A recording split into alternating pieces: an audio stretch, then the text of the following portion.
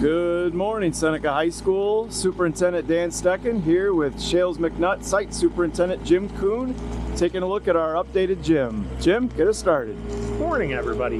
We're over here on our planned north side by the baseball football field again. We typically start these here. As you can see, we've had quite a few changes from the last video.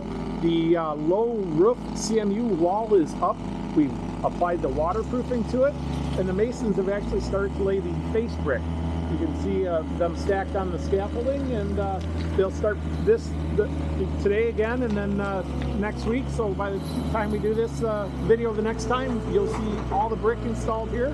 The iron workers have been working on getting the bar joist and the beams installed for the roof, so they'll be decking that next week so we can get it ready for the roofer to get it watertight. We've also been doing some site work, as you can see. This is subgraded. We had what's called a proof roll yesterday. Basically, you take a loaded semi and you drive it across the surface to make sure there's no soft spots in it. And if there are, then you have to dig down a little deeper and put some bigger rock in it. We had a couple of those yesterday, but we're going to be spreading gravel on this today up to the subgrade before asphalt, which will get us that much closer to putting asphalt on.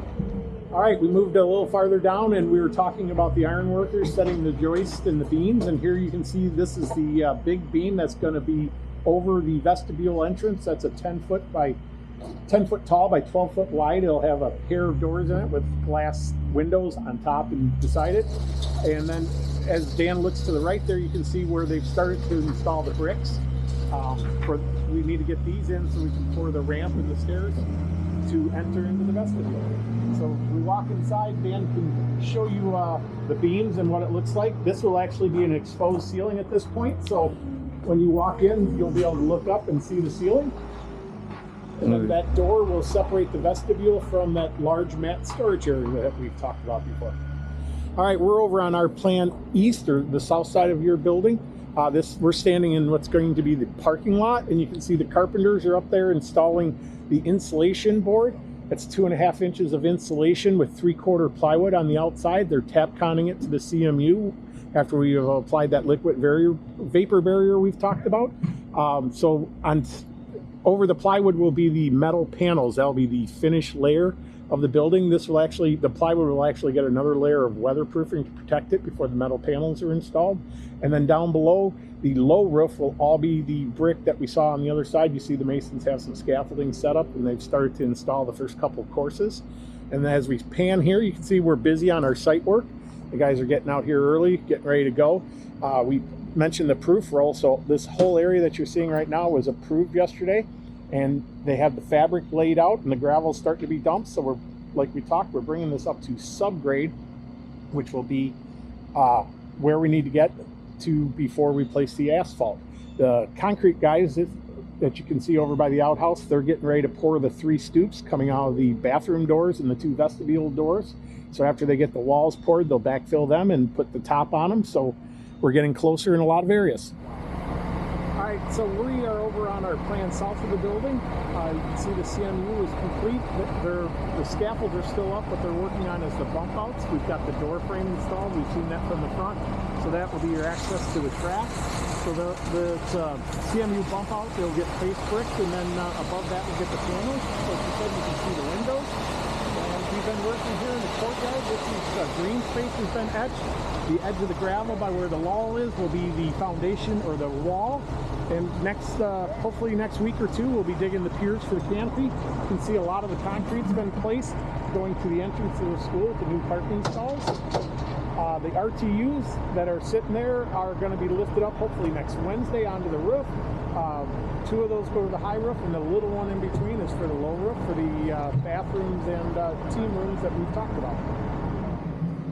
All right, we are now standing in the corner of the gym by the track.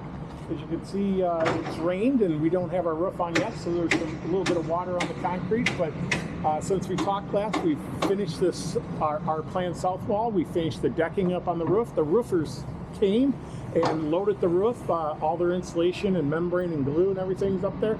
So you can see some of the shadows through that panning. That's their material. They've started roofing up in the football field corner. They're here today. They're going to continue, and they'll be here all next week if they have a good week of no rain and things go well, we might be dry by the end of next week. All right, we're back inside the existing school. We've taken a couple shots through here. The last one, we had the hole where the old coiling door for the concession stand was. That's since been filled in. The door has been moved around the corner. We've readjusted our wall. So if you come into the school now, you'll see the new location of the door. But the bricks have been replaced. They just need to be washed and they'll blend in. As Dan turns to our right here, we had a couple rain days earlier in the week, so the masons started building the new columns.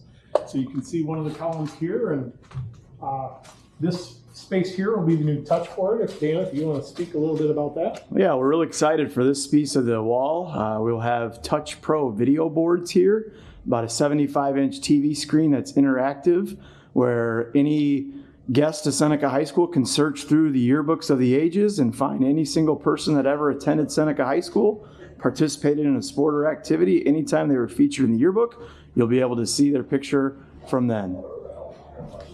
As we move down into the next space between the columns, this is the donor wall area. Yeah, also very excited about our brick donor wall. All the bricks that were purchased, proceeds go to our Educational Foundation of Seneca High School to give college and trade career scholarships for our alumni.